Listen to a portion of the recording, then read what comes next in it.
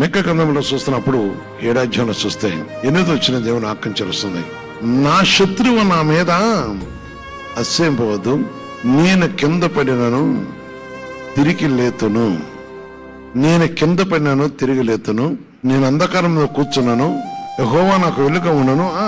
నేను యెహోవా దృష్టికి పాపం చేసిన కనుక ఆయన నా పక్షమున ఏజమాడి నా పక్షమున న్యాయము తీర్చు వరకు నేను ఆయన కోపాగ్ని స్థాయించదను, ఆయన్నే కనిపెట్టుకుందను. 7వ వచనం చెప్తున్న మాట కూడా, ఆయనను యెహోవా కొరకు నేను ఎదురు చూసేదను. ఆమేన్. ఎదురు చూడాలి, ప్రభు మాట కోసం ఎదురు చూడాలి, పరిశుద్ధ దేవుని మాట కొరకు ఎదురు చూడాలి, సర్వోన్నతమైన దేవుని యొక్క మాట కోసం ఎదురు చూడాలి, జీవగల దేవుని మాట కోసం మనం ఎదురు చూడాలి. సర్వశక్తుల దేవుని మాట కోసం మనం ఎదురు చూస్తున్నప్పుడు ఆయన మన సహాయం చెట్టుకున్నాడు.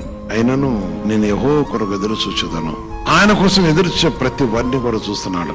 ప్రేమైన సహోదరి సహోదర, కాబిలి వాడు ఈ రోజు మనం ఎవరి కోసం ఎదురు చూస్తున్నావు? దేవుని మాట కోసం ఎదురు చూడాలి. పరిశుద్ధాత్మ దేవుని సన్నిధిలో ఆయన మాట కోసం ఎదురు చూడాలి. సజీవమైన దేవుని సన్నిధిలో మనం ఎదురు చూడాలి. నాడు నేడు ఏకెత్తుకునే దేవుడు ఆయన ప్రేమమూర్తి. పరిశుద్ధాత్మ దేవుడు మన మధ్య ఉన్నాడు. జీవన దేవుడు మనతో ఉన్నాడు.